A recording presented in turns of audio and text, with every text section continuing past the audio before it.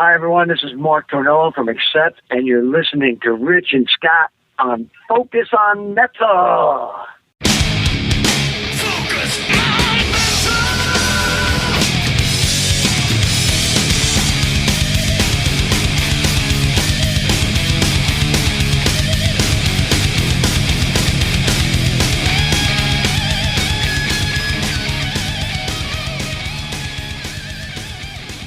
Hey, Metalhead, Scott Thompson here, welcoming you to episode 531 of Focus on Metal. So hope everybody's doing good out there as we limp along into 2022. Live music just kind of starting to come back to life again. I know that earlier today we were able to score some really nice tickets to the Schenker show here in Massachusetts, so looking forward to that. Still a few months away, but definitely should be a good one there with Schenker. I just can't get enough of seeing that guy live. And got lots of other stuff going as well. I know that in a couple of days, got the Priest rolling through here, and tickets are still available. I don't know. I'm going back and forth about whether or not it's like a Monday night, and thing is, I could literally walk to the arena from the studio. So, I don't know. Maybe I'll go and catch another Priest show. We'll see. Of course, if I do that, the whole walkover, I'll be thinking that I'm going to see Rob Halford's cover band, as Richie likes to say. Anyways, this week, keeping with the live theme, back on the 4th of March, Richie headed out to the Worcester Palladium, which is one of the absolute great metal venues here in Massachusetts. And we've seen all kinds of great stuff there. And I know that is where Arch Enemy pulling through there, and there's just, like I said, lots of metal shows go through that. We've seen Primal Fear there. Accept's been through there. I mean, I've seen Schenker there twice, and even the Priest, Saxon, Black Star Riders, that gig was there. But back on March 4th, Overkill was pulling back through there again. Their tour across the country with Prong that was rescheduled and delayed from last year. And Richie headed out there to talk with Bobby Blitz all about what is going on with Overkill. And yeah, I know you heard from Mark up front and thought maybe we were doing Accept. Sorry, no, we're not. But I don't have any IDs for anybody from Overkill, so I had to get somebody else from the East Coast. And of course, Mark got his start, TT Quick, out here on the East Coast. So I thought, well, I'm just going to throw that in. That's as close as thematically I was going to get to Overkill. But anyways, so Richie went out there, had a great talk with Bobby Blitz, Ellsworth, and just all kinds of good stuff, stories from the old days, even doing a little bit of talk about Johnny Z and stuff, because, why not? Perfect guy to talk about when we talk about Johnny Z and stuff. So some funny Johnny Z stories in here for you. And just, audio-wise, kind of a little odd because anywhere you do an interview in the Palladium, it's going to be some booming room. And if it's before the show, because of the way the venue's laid out and stuff, you're going to get sound check noise. So definitely this one's got a lot of background noise and people walking through. And I didn't even really touch base with Richie as to exactly which spot he did it in. But I have a feeling it was, it could have been the stairwell, or it definitely could have been backstage as well. Or, heck, it could have even been out front by the bar. But anyways, great talk this week with Bobby Blitz. So I am just going to shut the fuck up and get to it. So, Bobby, I was looking at the schedule for the tour, all right? And the first thing I look at is the dates. And you're starting off by doing 12 shows in 12 days. We are? Yeah. All right? Have you ever done a schedule as tough as that before on consecutive nights? Oh, sure. How long ago are we talking? Oh, God, I think there was at one point, it's back when we had a lot more youth in us, but Yeah. I think that just back in the 90s, we had done something like 24 in a row or something. It's not like it ever wore us down. You collapsed at the end of it, but not while you're going through it, because the energy is just a daily transfer from day to day, But probably the hardest part was the throat, Yeah. Because that takes the the wear and tear. But again, the adrenaline and the energy threw it over the top.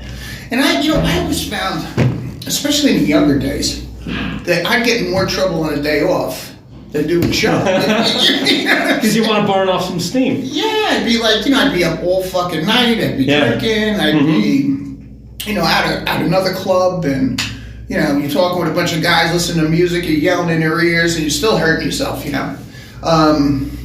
But 12 shows is nothing. Nothing? No. Okay. That's pretty easy for us. All right. Now, I've seen you here twice.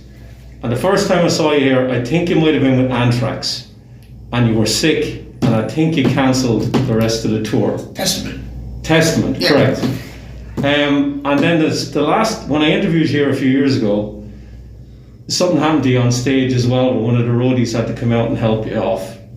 And I'm just thinking, what's the sickest you've ever done a show and been able to pull it off? Well, it was probably the Testament show. Yeah. I had pneumonia, and we didn't know what was going on. It was a couple of days prior, I couldn't get out of the bed. But then I kind of came back. I'd been and we did New York show, and I was feeling bad after that show. And then we did the Worcester show, and I was telling Dee Dee Verney, I'm like, stick a broomstick up my ass, just keep me standing out there, I'll get through the show, because I figured just muscling through it would be, have positive results for what would follow after. But it didn't. I had pneumonia, and I think it was the next morning I was in Buffalo, and I was walking into the hotel, went face down for the concierge. That'll do it. And then they hospitalized me for 4 days up there, because I was playing with pneumonia, so it was pretty dicey, So that's probably the sickest I've ever been, is that. I've had other issues, I've done this for forever. I had a small stroke in Germany in 2002, right in the middle of the show, but it was, I don't know if I was that sick afterwards. The event was the event, but once I came out of it, I was out of it. You know what I mean? There was no residual effects. It was only a small stroke. It's called a TIA. And, I was in the hospital there for 4 days too, but that Worcester show was just mind over matter. Mind over pneumonia. Do you tend to get sick on every tour? That someone just gets sick and it travels and you just have to deal with it? It's just kind of the way it is. You travel in a bus like this, it's like, it's just like a petri dish. Yeah, it's full of germs, and it's, once one guy gets sick, it's going to happen. It's going to get to you eventually. And you're the singer, of course, and you're the one that'll affect you the most because of your voice. Yeah, I would assume me or Jason, because, that's more the two physical. Yeah, the physical, yeah. That's, not the guitar playing is not physical, or the fact that these guys move around, but I think it's a little bit, it gives you a little bit more of a break than if you were the drummer or the singer, singing with the flu or, a cold. Yeah. You're apprehensive at all about getting back on the road? Because tours are being scheduled and then they're being postponed again. And what about yourself? Did you have any reservations about doing it, or did you just say, fuck it, let's go out and do it? On the way in, you were thinking about it, because, we're not, in the financial position with all of the protocol that preceded the present day, to say, okay, we got 2 guys have it, so we're going to all sit in Radisson for 10 days, and then we'll pick up the tour afterwards. We just can't do that. Yeah. That's kind of the point of doing 16 shows. If we can get out and do a quick hit and, get through this with no problems, it'll be successful. So prior to coming out on the road, obviously it went through my head a lot, and a lot of it based on the money end of it. Just because you don't want to be, you sign contracts, you still have to pay for the bus for X amount of days. It's not like somebody gives you a refund. Yeah. So the idea, we wanted to do whatever we could to kind of stay safe. But conversely, once you're out here, who cares? You know what I'm saying? It's like, if I worry about it, I'm not going to enjoy it. Yeah. And just doing one show last night, which was my second show in since the COVID started, which is almost 2 years ago to the day. We were touring at that time. It just felt fucking great. It's just it's like being home again. This is where, quote unquote, we belong. So I'm not thinking about it right now. If it happens, it happens. I'll deal with it when it comes up. It must have been different though. You're in a band, you're 5 guys in a band, scheduling, because you probably have other things outside of Overkill that you do for income, and you're trying to schedule tours and you don't know whether they're going to happen. And now this one is thankfully happening. It might be opening up a lot more now, and it's a lot easier to schedule. But before now, it must have been difficult. Well, somebody asked me, what was the worst time you ever had in the band? And I'd been doing the interview. It was a Swiss guy who was a friend of mine. He just asked for like a little update, what we're doing with the record. He asked me what was the worst time. I said, it's right now, because, I'm not just whining about not being on stage, but it was like instantaneously everything I had done for a 35, 40-year period was removed from my life. Not everything, but everything live. Mm-hmm. So it became kind of, you had to kind of feel your way through the whole thing. What the fuck are you going to do? And you're right. I mean, there's other ways to make some cash, and you had to, we had to keep busy, and we started writing a record, and all of that stuff. But it was really unsettling with regard to having a normal activity or a normal part of our job just removed. I mean, just like cut off at the legs. Not like, maybe next week, maybe you just knew it was going to go for a year at least, or years. Every time the government gets involved with something, and I'm not saying they were wrong for trying to do guidelines, but that it's going to be big news. It's not going to be just this temporary situation. As soon as there was mask mandates and Fauci was talking on television every day, giving everybody updates, you knew that this was going to be long term. So, now you mentioned there, Bobby, that you're doing this 35 plus years. If I had said to you a couple of years into your career that you'd still be doing it 35 years later, would you say I was fucking crazy? Yeah, I would have laughed right away. I would have said, who's the fucking nut who just came out? When in your career did you think, wow, I can actually make a career of this, and it's going to last for a long time? Was there one album you did, or? Well, is that easy a question to answer? It's a hard question to answer because, this was born in the 80s through Megaforce, through, Combat Records, through Metal Blade. You know what I'm saying? Yeah. And then the big guys started noticing and grabbing the Megadeths and the Slayers and the Metallicas, and even bands like us or Testament. You ended up on a major label. But there's something about going to a major label where you think to yourself, oh, now your time is limited, because that's where you're more disposable. It's really about the flavor of the day. You know what I mean? Sure, there's all different kinds of music and all different kinds of genres, and you can always find a home somewhere. But major labels are about, they're about, especially back then, about cash. Yeah. Physical, financial production. So I kind of felt that it was waning in the 90s. But I think the good thing is that we got dropped from the majors. We did find a home. We were down in, for God's sake, CMC Records, down in Raleigh, North Carolina. And they were picking up a bunch of bands because they saw value in it. I think they had Accept, they had us. So they had some good metal going on there. And then that kind of gave me the opportunity to look at it like, maybe we can do this. It's just an adjustment phase to find that right home. But then grunge came in.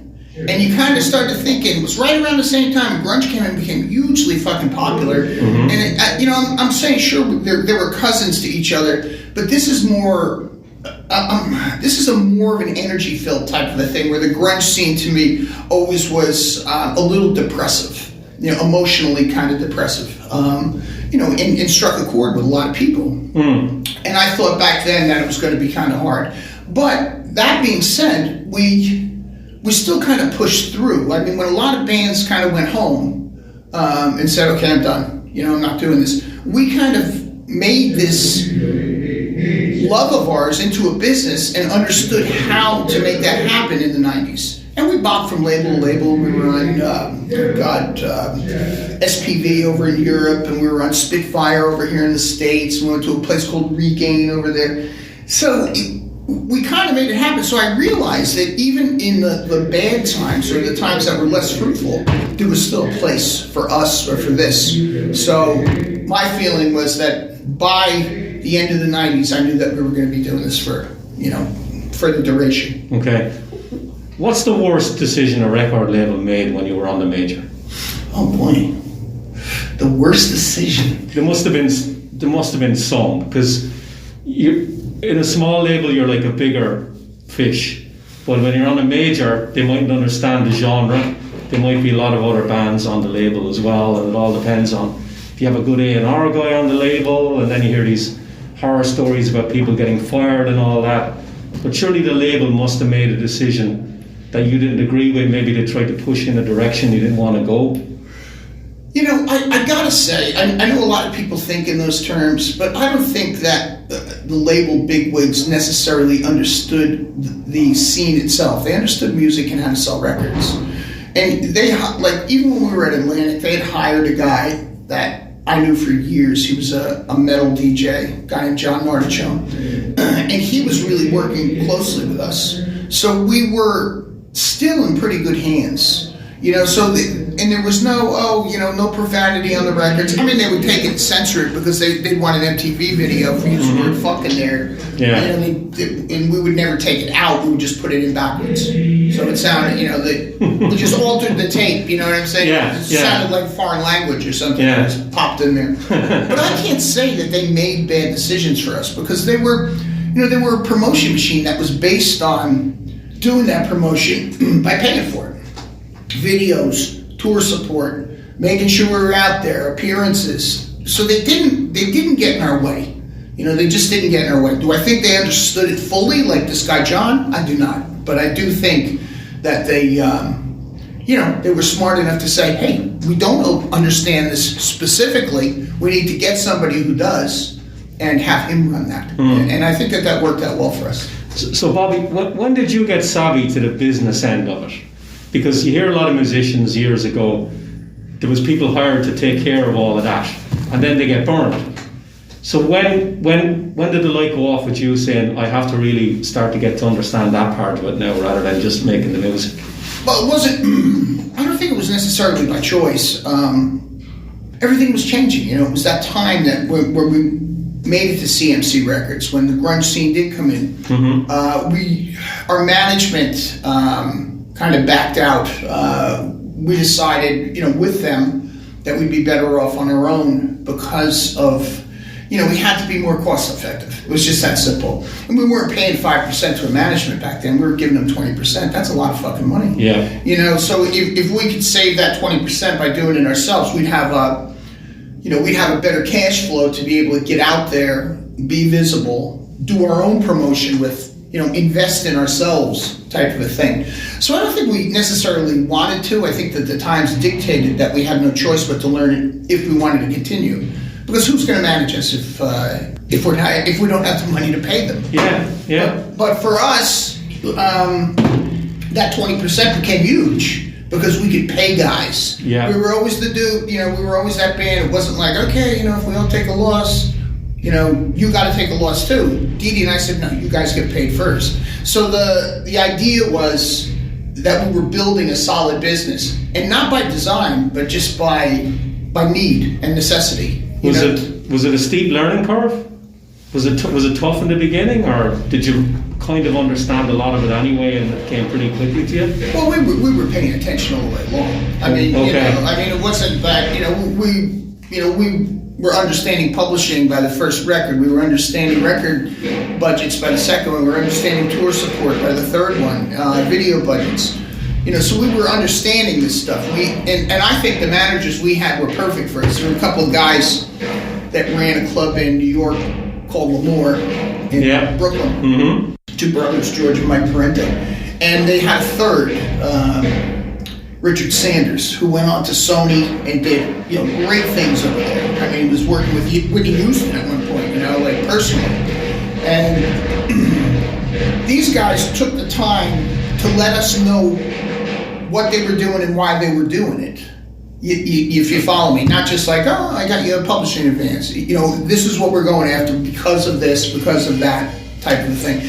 So I think a lot of that just kind of soaked in, to us, that we had an understanding of it, whether we were paying attention that we were going to eventually take it over, or whether we were just interested. We still knew how this thing worked. So, right from production all the way up to record deals, we were involved. So. Wow, that's good to know, because you hear stories about certain musicians. They'll ask about these things, and the managers, they don't want to tell you. Yeah. Well, I think a bunch of that has changed. I mean, I know in our genre you don't really hear about that stuff anymore. Yeah. But in that pop and rock genre of the 70s and the 80s, I mean, they're fucking horror stories. I mean, the Billy Joel story. God, what was the guys who got ripped off? It's in Hired Gun, the movie, isn't it? Those guys, the musicians. Who were the guys? Oh, Badfinger. Remember the Badfinger thing? And they got ripped off by the American manager. He scored like a 7-record deal, and he got half the money for 7 records. He took his fucking cut on the whole 7, and he gave them the rest to live on, and they had no fucking money.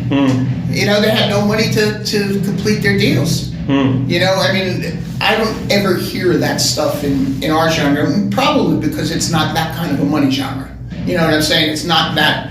It's more conservative when it comes to what record advances are. So. I think as well as that, Bobby, the audience for this type of music aren't as fickle as they might be for other genres. So you kind of know who your audience is. Oh, sure. And I think that helps as a band to cater for the music we're going to make. Saying, look, we're not going to do an acoustic album now.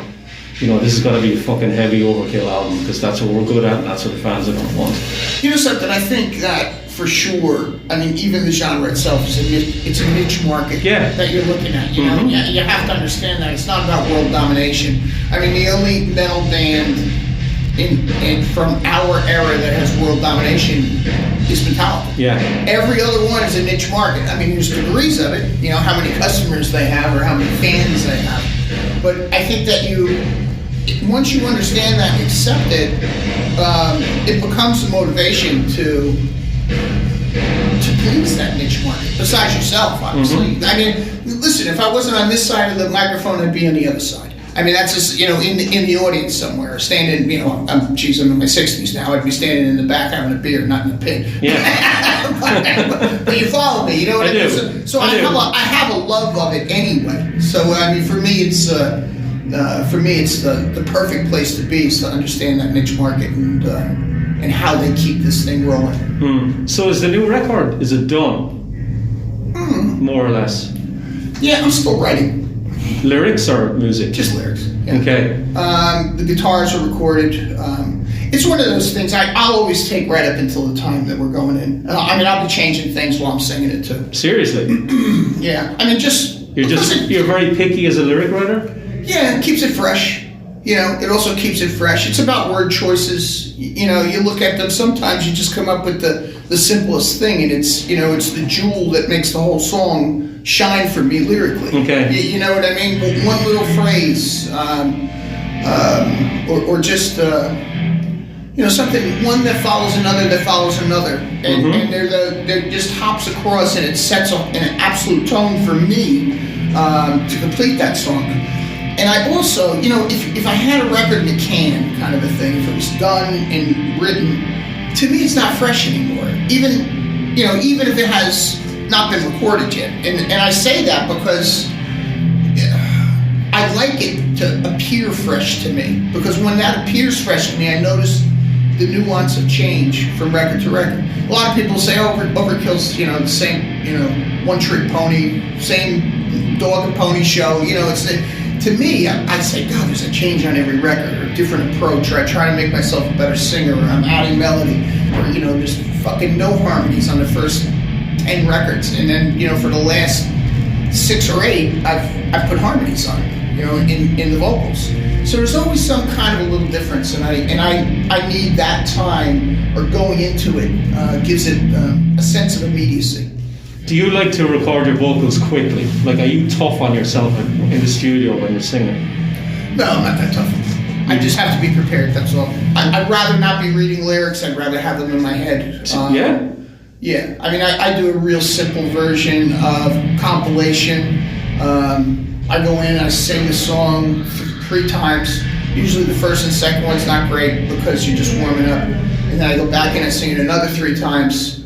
And I listen back in the cans and I can tell the difference. And then myself and the engineer I use go and comp all of it. And I just come right back out and double it. Just go sing it again right over the top of everything. But I do that in sections. And so I'm not that hard on myself. I'm looking for an energy that's based on that immediacy I said in the last answer. That kind of it's here, it's now. The feel. It's right. The feel is correct. So that's what I'm looking for. Not musical perfection. Okay, so you will record the vocals and then that's it. You won't go back a few weeks later and sing the songs again. You think once you're done, and that's it. You're good to go. Yeah, well, I mean, it takes me a full day to sing each song. That's the way I like to do it. Okay. It's not even a full day. It's my full work day. I'm usually done in 4 hours or something. I don't want to blow myself out for tomorrow. Mm-hmm. So I do that, and I have that first song now for the next 10 or the next 9 songs that I'll be completing. I'll be still listening to that first song all the way along. And sure, I could be changing it somewhere. I could come back in and do a change on the 11th, on the 12th day, something like that. Say, I don't like this chorus. I have something better now. Let's insert something different. I want to ask you about Phil Demmel, bringing him on this tour. You've played with him before in Metal Allegiance, haven't you? Yeah, Metal Allegiance, and I did a record with Phil called BPMD. Yeah. And the 70s covers with Mark Mingy on the bass and Mike Portnoy on drums. Okay. So, it was a no-brainer then. I'll call Phil up and get him. Because he seems to be, I don't know if I'm using the right phrase, he's like the Swiss Army knife guy, like he's filling in. Do you know what I'm trying to say? Absolutely. And he can do everything. So he's filling in for this band, he's filling in for you guys now. I think Violence announced the tour at the end of the year. He's going out with them. Yeah, I just saw something about that. Yeah, so to have a guy come in like that, and how much rehearsal did you have to do with him, to get the set down? 2 days. 2 days. He was getting it ready at home. Okay. Yeah. Now we did one other show with him, a place called the Wellmont Theater in Montclair, New Jersey. We did that in November, and we did 4 days rehearsal for that. Okay. And we kept this set similar. We just swapped out 5 different songs. So he was right on it. He walked right in. I mean, that was part of the beauty of this guy, is that he walks right in. Prepared. Yeah, prepared. Super prepared. And almost like a chameleon to your band. You know what I mean? Sure, he's got his own gig, his own style, and we let him noodle the way he noodles, but he chameleons into the band and becomes what was, to just make it as good as it was or better than it was. Okay. And I really like that. I mean, I really miss not having Dave there. Yeah. I mean, I just love Dave. He's just a huge part of this, and hopefully he'll be back with us, soon. But having Phil is a true blessing to have, somebody that can come in and make it feel like Overkill. Was he the first name on the list? Yeah. So sure. You just looked out there and he was available? Yeah, I like Phil too, and Dee Dee was asking me about him. I said, he's a great choice, I mean, Dee Dee and I were going back and forth. What about we get a young shredder? Because if Dave doesn't come back, we have this young shredder guy who, love to be in this position. I said, I think it's got to be, because I think Dave comes back, and I think that we would never disappoint with Phil Demmel. There's not a chance, Mm-hmm. But we thought of Phil as number one, Alex Skolnick, and I think it was right at the time when Mark Rizzo left Soulfly. Okay. And Mark lives really close to me. Okay. So East Coast guys, because it's an East Coast run of shows, you're probably looking for a guy on the East Coast. If it was going to be long term, yeah. Yeah. Phil's obviously West Coast. Yeah. But and Alex is now in Brooklyn, and Mark's in Jersey by me. But Phil said yes, so we didn't have to go to the other two. So. Okay. Well, you looked out there. So I just got a couple of questions before I leave you go, Bobby. Yeah. I have to ask you about Johnny Z, who passed away last month. I don't know whether many people have been asking you about him. I only had the opportunity to interview him for his book. You knew him really well, right? Tell me a funny story about Johnny. We had, Johnny was an idea guy. I never met a man who had more ideas in a 24-hour fucking period. You know what I mean? Yeah. And some of those fucking ideas were just laughable. I think that the majority were. But 3 a day would be fucking brilliant. You know what I mean? Where you just go, how's this fucking guy doing this all the time? Well, in any case, we were doing the first record. We were really excited about it. Johnny had a deal with a studio up there called Pyramid Sound, Alex Perialis. Yes. And he had an apartment, a garden apartment. He would put his bands in so that we'd have, we didn't have to do hotels. We'd have 2 bedrooms, pull-out couch, kitchen, refrigerator. It was fucking perfect for us. A couple miles from the studio. We had a car. We were up there for a month working. And we finished the record. And John's coming up the next day. And we went out and started celebrating. I mean, to the point of turning into a melee, to a big fucking fisticuffs with a whole bunch of locals. Welcome to our town. Oh, it was fucking just unbelievable. I mean, and it didn't end in the bar. I mean, and I'm not talking like there was a couple of punches. I mean, we were hitting each other with long neck butt bottles. Wow. Okay, it's a good night out then. And these guys knew where we were staying, and we got out of there. Perialis pulled us out of there. We got out there, we went back to the apartment, they came to get us in the apartment. And they brought more guys. Wow. So the fight ensued and ensued and ensued. I mean, the police finally came and they took off, and it was pretty big. But every fucking stick of furniture in the apartment was broken. That's what this fight was like. Every fucking piece. You know? I had a fucking head like the Elephant Man. I had been hit right in the fucking eye with a 2x4. And I was like, my head was all swollen. Well, in any case, we were worried. John's gonna come up here. He's gonna throw us off the label for wrecking his fucking place. Yeah. He wants it. He sees that I'm hurt. He wants it. There's blood on the fucking walls. I'm telling you, it's like a fucking massacre, right? He goes, he looks around, he goes, Marcia, get Kerrang on the phone. Tell him Blitz beat up 15 rednecks by himself. I swear to God, by the time I got home, I had a reputation as big as the state of New Jersey. I swear to God, that's what he did. And he put the story in Kerrang. Did he ever lose his temper with you guys? Did he ever lose his temper with you guys? Did you ever see? Was he ever angry with you?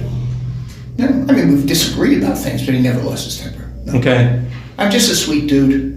He loved what he did. I got that impression when I interviewed him.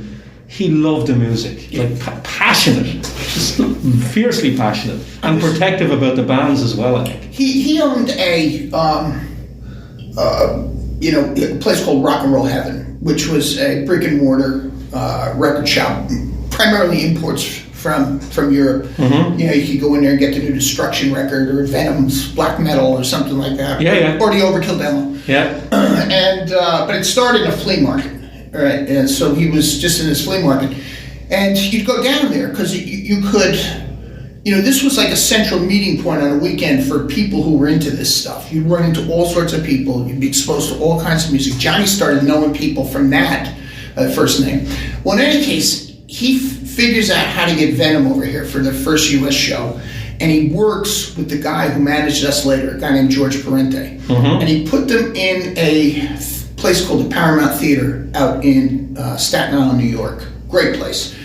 And Johnny's telling him it's going to be fucking great. It's going to sell out. And George is a little worried about it because he's never heard the music or anything before. In any case, it's the day of the show, and I just heard the story. It's the day of the show, and Johnny calls George at the place. He goes, George, I'll be there in like 15 minutes. You got to come out. You gotta come out and take a ride with me. You got this. Johnny, I'm up to my ears trying to get this show happening. We're running late. You gotta meet me. All right, I'll meet you out in front 15 minutes.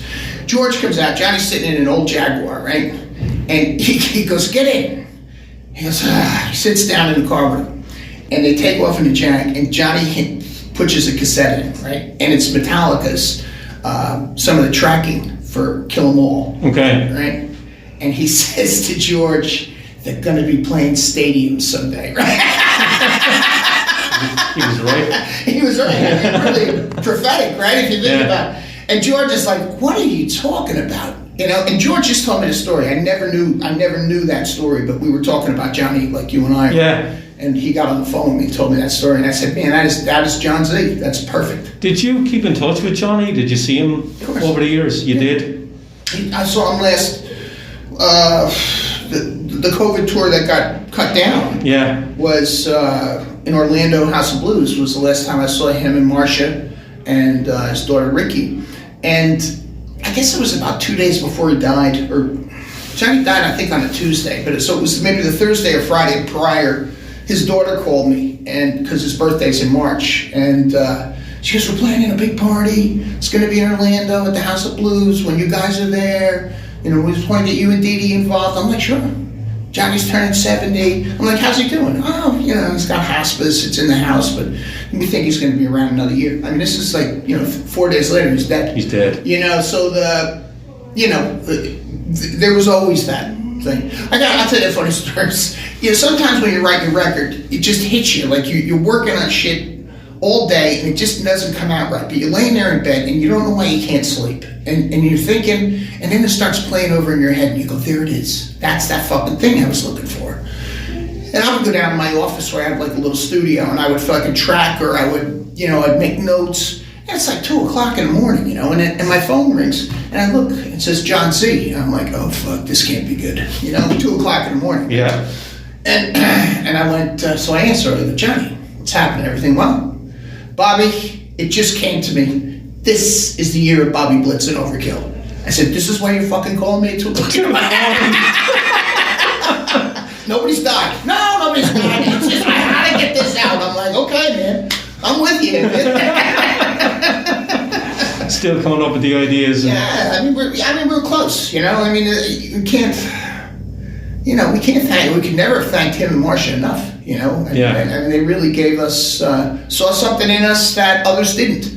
We used to save our rejections. We would send, a record company something. I think we went after Anvil's label, which was Attic up in Canada. We went to all the metal labels we could find. And I remember one of them, we had in our studio, we had all the rejections up on the wall to use it as motivation. And one of them, I forget the label, one of them said, at this time we're not interested. The reason is you do not stand out. You did not stand out like a naked Playboy bunny. Wow. At a cocktail party. I was like, I don't know what this fucking guy's thinking, but we're saving that. Yeah. So it was motivational. Yeah. Amazing that that they paid attention to us. And I think that's because we were local guys. We were always down their store. True. And we let them, he sold our demo, he sold our first EP, and then I think it was Marcia who actually said, we got to take these guys before somebody else does. Yeah. Do you know that Taking Over was released in March 1987? It's 35 years old this month. This month? Yeah. Well, now I do. Yeah. I knew it was 87. I wasn't aware it was March. Yeah. Wow, that's great. Yeah. So, does those things come up in your head, like anniversaries? Like a lot of fans make a big deal of anniversaries on albums, and they might say, this album is a classic, we want you to play the whole record. Is that something that you think of at all? We haven't discussed it yet. We wanted to go over and tour Europe, but we wanted a new record, but we didn't want to waste the record during COVID. Yeah. The life of a record in this genre doesn't last forever. And I'm not talking about the love of it. Yeah. But I'm talking of the, how long it's visible, how long it sells.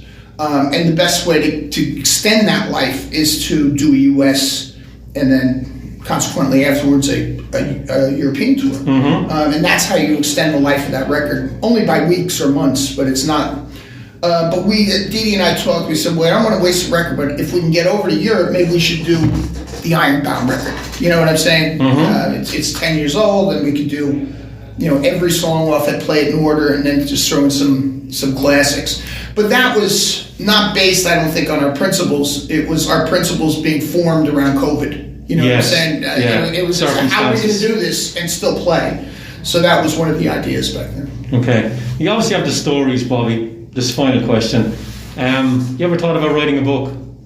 Oh, I don't know. I mean, I've been asked, a couple guys of the ghostwriter types and stuff. I don't know. I don't know if I would. I always think that when somebody writes a book, it's more about it's over. Let me tell you what happened. Not about, and I like to think that regardless of my age, I no sleep till Social Security, right? But that we're still, vital. We're still relevant in the current day, and I think a book would be about talking about when we weren't relevant. Okay. You know what I'm saying? Or it'd be coming from a perspective when we were less relevant. So I don't know. I don't think that would be the thing. And if I did, I don't think I would say, we got into a fight here with Bobby Gustafson and he left the band or that kind of shit. I would. I got a ton of fucking information and stories in me, like the ones I just told you. Yeah, exactly. And I think that would be a lot more fun reading than just the history of the band. I remember my last wife had told me, she goes, "You are just some fucking storyteller." And I said, "Thank you." And she goes, "No, bullshitter." They both end in ER. Do you read other musicians' memoirs, like Frank Bello? Who you obviously know Frank. He brought a book out last year. Did you read it? No. Do you read other musicians' biographies at all? Well, I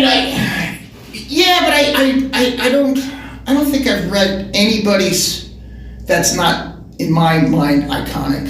Yeah. I love the Beatles. So I read Paul McCartney's. I read John Lennon's. I read 2 on Keith Richards.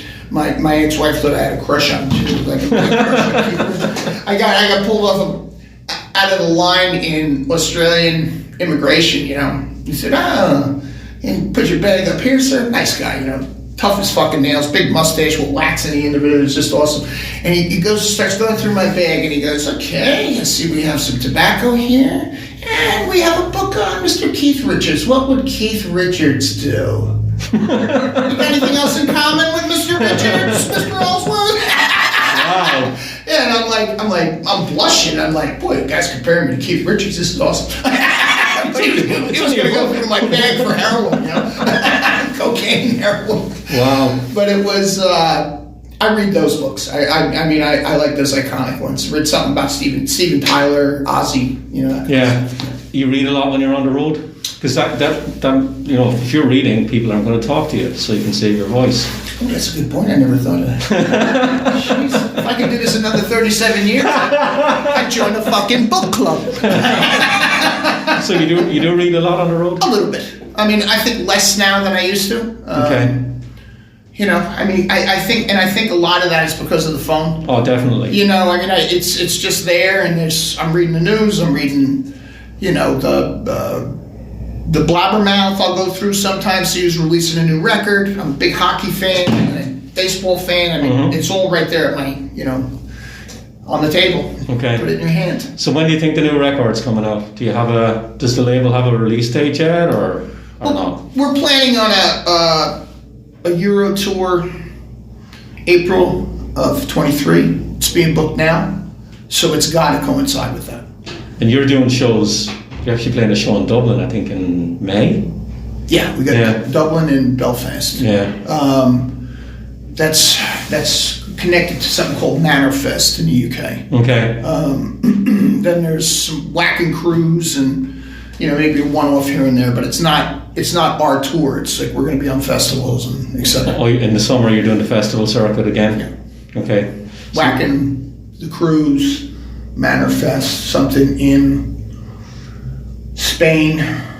And do you get a chance to hang around at those festivals and look at the other bands, or do you have to really get in and out? It depends. Whacking, I will. Whacking, I can. I'd love to go see that. Jesus. Yeah, that's like the premier metal festival in the world. Mecca of metal. It's sold out before the bands are even announced. Like, that's amazing. Yeah. How many times have you done Whacking? I think our first time was 90. It was in the 90s, 95. Oh, you're residents there then at this stage then?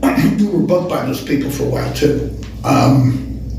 7, I guess, 7, 8 times. Wow, never gets old, does it? No. The place is fucking amazing. You just can't believe how many people are there. I've seen pictures of it from the air, but it must be just amazing going over the whole thing in a helicopter, you know? I mean, it's like, what they sell 80,000 tickets. It's probably 110,000 people in there. Okay. You know what I mean? It's like a small city. Okay, so the one band that sticks out, you're on a bill. The band, they're trying to get you out of there, and you're just like, I have to fucking see this band live. Oh no, you gotta. You gotta go. Schedule is the schedule. Yeah. It must piss you off sometimes because you miss bands. Yeah, sometimes it does. But you usually get to see somebody because you don't just show up and play. So there's somebody going to be playing for you. Yeah. And after you. We did some stuff with Slayer in Italy, for instance. It was a smaller fest, and Phil Anselmo was there. I think with the Illegals, and they were doing Pantera set. They were doing Pantera set, and that I wanted to see. You know, I thought that was pretty amazing. And obviously we just stood right inside the stage. Phil's a great guy. He just let us come over and hang out. So did Slayer, actually. Okay, so. Nice. So Bobby, you want to give out all the social media sites? People can get in touch with the band. Yeah, tour dates, all that stuff. Overkill Facebook, Overkill. I think Overkill Band at Twitter. Okay. Overkill Band at Instagram. That's it. You can remember. I've interviewed some guys and they're like, we're out there, I can't remember them all. You know, the funny thing is, I don't have any personal social media. Okay. I mean, I'm like an absolute dinosaur. Do you manage the social media as well? No. You don't? You let someone else I have guys do it. Okay. I feed them the information. Okay. But I couldn't, I'm not an administrator. I don't have any of, I just don't want to be involved in it. It makes me feel dirty. It can be tiresome. I would think so. Yeah. You know. I know some guys are on it constantly, and I just don't want that in my life. You know. Yeah. I'm fine. You know, I have one account. It's not Facebook. It's Sid on my Facebook. And yeah, you only need one good friend for that. That's it. All I have is one friend. It's perfect. All right. So Bobby, I'll wrap it up there. I can't wait to see the show. I'm sure it's going to be killer. First show in 2 years. I said Overkill are coming. I'll try to get an interview with you and go see the show. Yeah, that's perfect. Yeah, I'm not that familiar with Prong now. Oh, you love them. Yeah, I know some of their stuff. I don't know. I know a lot more of your stuff than theirs. Yeah, I love them live. I mean, they make a big sound with three dudes. You played with them before? Yeah. Okay. Did a U.S. tour and a European tour. Okay, nice. And we know them from back in New York. I mean, playing Lemoore. You know, we've done shows all the way back in the 80s with them. That club, a lot of people mentioned that to me, saying that was a mecca of metal in New York. Yeah. So, all right, we'll wrap it up. Good. All right, so pleasure talking to you again. All right, there you go, Richie's chat with Blitz. And yeah, he was psyched. I don't know if anybody saw his post the night he was doing it, but basically he said something about, interviewing Blitz. Definitely the night does not suck. Super enthused about doing it. And I think you can hear that in his voice during the interview. So super interested to find out, what you guys are doing for concerts this year, what you got coming up. And, you want to let me know. Let me know, what you guys are going to see. Definitely hit me up at scott@focusonmetal.net. And like I said, I'd love to hear what you're going to see. I'm hoping, like I said, I've got lots of other tickets on there as well. Girlfriend scored us some really nice tickets to Sammy Hagar. So that one should be pretty great. It's always been great to see Sammy. And last time we saw him like in April, and we basically froze our ass off. And also his guitar player had a broken leg. So, interesting show, but that one should be good. And also, finally, maybe we see the Def Leppard Motley Crue as well out at Fenway. And we'll see whether or not that actually goes as planned or some other new restrictions screw us out of seeing that one. But we got that one going on. And, there's just other ones. I'm sure I'm forgetting them, and they're just going to pop up and go, oh, yeah, that's right. We got a show to go to. I know there's at least 3 or 4 others that we've gotten tickets for recently. But, yeah, I think as of today, right now, the one I am absolutely the most psyched about is the Shanker 50th anniversary tour with, I think she scored us like 5th row seats or something. But, again, I'm super interested to find out what you guys have tickets for going to see. So, again, hit me up, Scott at focusonmetal.net. Let me know what's going on. So as far as next show, still kind of tossing things back and forth. What else is new, right? But we are thinking we are going to an old school Focus on Metal discussion episode. And a few things tossing back and forth, but this might be kind of a, maybe either one right after the other, multi-show kind of thing, or we may kind of intersperse it throughout the remainder of the year, like we did with the Saxon episodes, which you can definitely hit that up. You go to focusonmetalpod.com and go to the either search for Saxon or go into the episodes. You'll see the project stuff, and all the Saxon ones will be grouped in there where we went through the whole discography. Lots of good stuff there. But we're thinking next week is going to be one of those old school discussion episodes. And also, just before we head out for this week, I do want to say, big kudos to Mark Striegel transitioning from podcast over into Sirius XM. I think he's doing a great job over there. It's a little weird to hear, fellow podcaster that we've been doing stuff with for a long time and, over there on Sirius. But, good for him for making that jump over there. And, I hope he continues on that gig for a long time. You may remember that him and John had the Talking Metal show on Fuse for, I think, like one season. And that was pretty good. I liked that. And that just didn't last. So it's good to see Mark back into a mass media format. So good job, Mark, and, keep it going. But anyways, for this week, that's it. There ain't no more. Stick a fork in it. This puppy is done. So for Richie, myself, and everybody else here at Focus on Metal, have yourselves a great metal week. And until we talk to you again, as always, remember... Focus on Metal! Everything else is insignificant.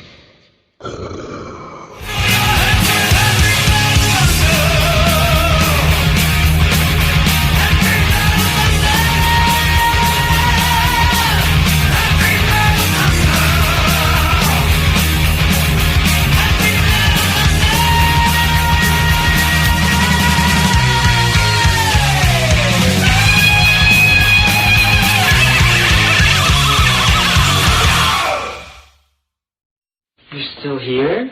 It's over. Go home.